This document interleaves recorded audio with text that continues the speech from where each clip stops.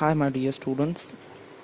So, in our previous session of economics, we were discussing our ongoing topic that is the membership. Today, we are going to see the methods of becoming a member. कि कैसे member बना जाता है company का.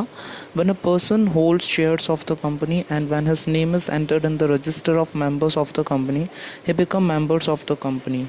तो कोई भी ऐसा person कि जिसने कंपनी के शेयर्स बाय किए हुए खरीदे हुए हैं उसका नाम मेंबर ऑफ रजिस्टर में लिखा जाता है और वो मेंबर बन जाता है कंपनी का. One can become a member through the following veg. तो कोई दूसरा पर्सन इन नीचे वाली जो कुछ वेज दी हुई है उनसे भी मेंबर बन सकता है कंपनी का, जो हम वन बाय वन डिस्कस करेंगे.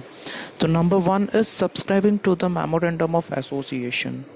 A person who signs the subscription clause of the memorandum of association of a company automatically becomes a member of the company after getting certificate of incorporation. तो कोई एक ऐसा person जिसने memorandum of association के clause को subscribe किया हुआ है और वो ऑटोमेटिकली मेंबर बन जाता है कंपनी का, या फिर कोई एक ऐसा पर्सन जो कि जैसे इनकॉर्पोरेशन यानी कि कंपनी को और बिजनेस को चलाने का सर्टिफिकेट मिल गया है तो वो भी मेंबर कहला सकता है. However the condition does not apply to the signatories of the member of association. तो ये कंडीशन जिन पर्सन्स ने मेमोरेंडम ऑफ एसोसिएशन के अंदर सिग्नेचर की हुई है उनके लिए ये कंडीशन अप्लाई नहीं करती हैं. Number 2 is by allotment of the shares. कि जिनको शेयर्स अलॉट किए जाते हैं वो मेंबर कैसे बनते हैं. Company gives invitation to public to subscribe to its shares by issuing prospectus. Company एक इनविटेशन देती है पब्लिक को और वो पब्लिक आके कंपनी में जब शेयर्स बाय करती है तो उन्हें जब शेयर्स अलॉट किए जाते हैं तो वो भी मेंबर्स कहलाने के लायक ही होते हैं. In response to such invitation people apply to purchase shares. और इस रिस्पॉन्स को इस प्रॉस्पेक्टस का रिस्पॉन्स जो मेंबर्स होते हैं, जो पर्सन्स होते हैं, वो कंपनी के अंदर इंटरेस्ट दिखा के कंपनी के शेयर्स बाय करते हैं. When the share applications are approved, the name of the applicant to whom the shares are allotted is entered into the register of members. तो जब इन शेयर्स की एप्लीकेशंस को कंपनी के पर्सन्स अप्रूव कर लेते हैं तो जिन पर्सन्स ने अप्लाई किया था शेयर्स को बाय करने के लिए उन्हें शेयर्स अलॉट किए जाते हैं और साथ ही साथ उनका नाम मेंबर ऑफ रजिस्टर के अंदर लिख दिया जाता है और वो फिर मेंबर कहलाने के एबल होते हैं. As a result he becomes member of the company and acquire its membership. और इसी का रिजल्ट ये होता है कि जो पर्सन्स को शेयर्स अलॉट किए जाते हैं तो वो मेंबर कहलाने के लायक हो जाता है. Number 3 is by transfer of the shares. When a share holder sells his shares और transfer to some other person then the transferee gets the membership of the company. तो जब कभी शेयर होल्डर अपने शेयर्स को sell करता है या transfer करता है किसी दूसरे पर्सन के नाम पे, तो जिस पर्सन्स को वो ट्रांसफ़र करेगा, फॉर एग्जांपल ए ट्रांसफ़र कर रहा है अपने शेयर्स बी को, तो ए का नाम रजिस्टर ऑफ मेंबर्स में से डिलीट करके बी का नाम लिख दिया जाएगा and B becomes the member of the company. Such a transfer can be done be according to the companies act and articles of association.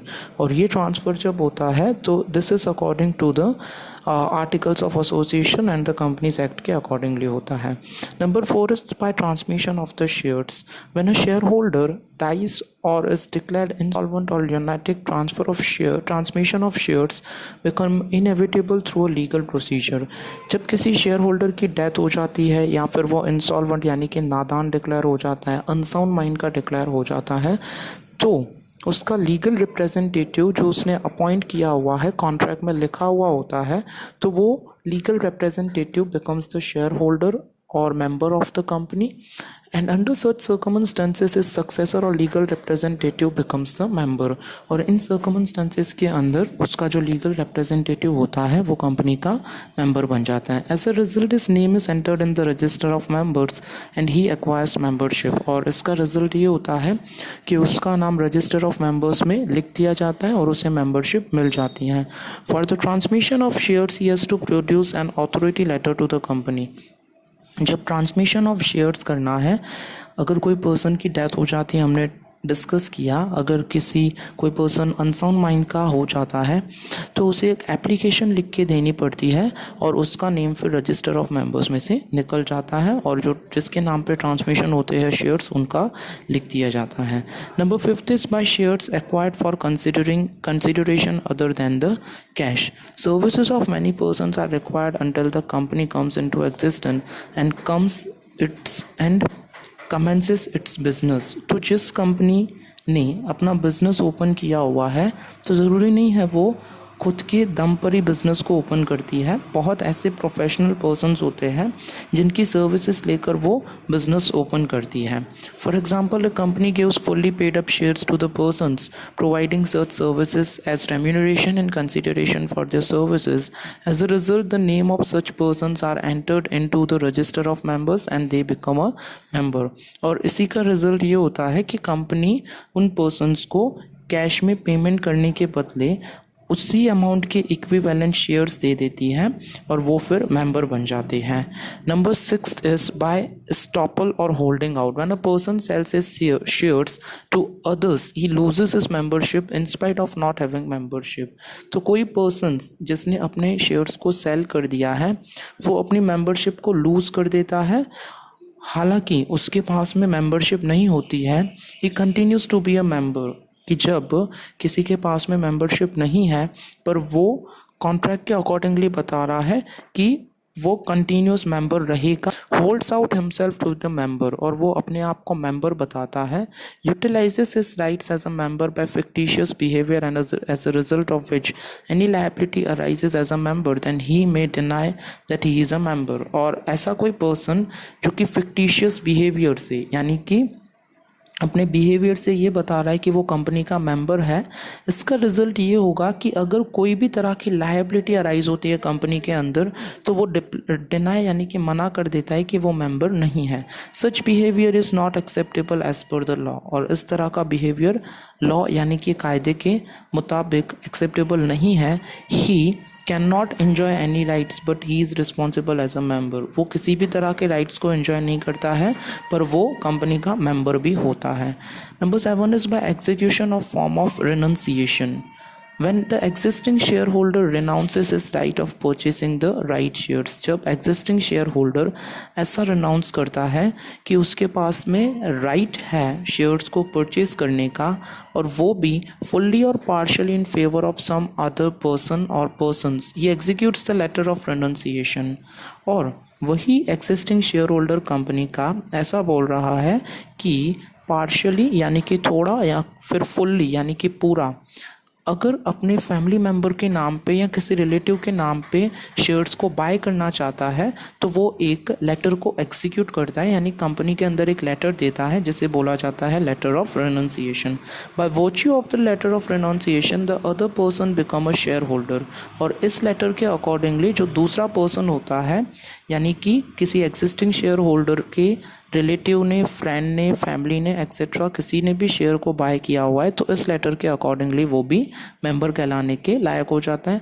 When shares are allotted to him, he requests for the name to be entered in the register of members. On the company's approval, his name is entered into the register of members and he acquires membership। और condition के accordingly ऐसा कोई person जो होता है तो ये share holder company को रिक्वेस्ट करता है कि उसका नेम रजिस्टर ऑफ मेंबर में लिख दिया जाए और उसे भी मेंबर बना दिया जाए।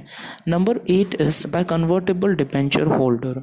If a debenture holder has convertible debentures after a specific time period, convertible debentures convert into the equity shares। तो कंपनी के अंदर कोई डिबेंचर होल्डर है, उसने अपने राइट का यूज़ करके अपने डिबेंचर्स को इक्विटी शेयर्स में कन्वर्ट किया हुआ है। Such a debenture holder becomes an equity share holder and by virtue of that he becomes a member and his name is entered into the register of member. और इस right का use करके जब किसी debenture holder ने अपने shares को equity shares में कन्वर्ट कर दिया है तो वो फिर डिबेंचर होल्डर नहीं रहेगा, वो इक्विटी शेयर होल्डर हो जाएगा।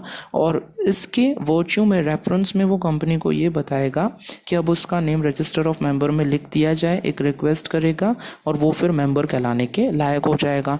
Number 9 is by acquiring sweat equity shares। According to this, a company offer share on discount or without cash consideration to its directors.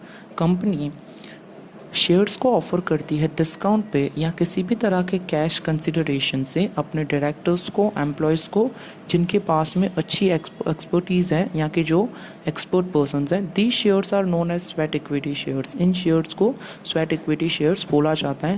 When such type of share holders name is entered in the register of member become a share become a member. और इसी तरह का share holder जो होता है उसका name register of members के अंदर लिखा जाता है और वो फिर मेंबर बन जाता है. हमारा लास्ट टॉपिक है termination of the membership that we will discuss in our next session of the CCNSP. Until then, thank you for watching the video, students. Have a very nice day.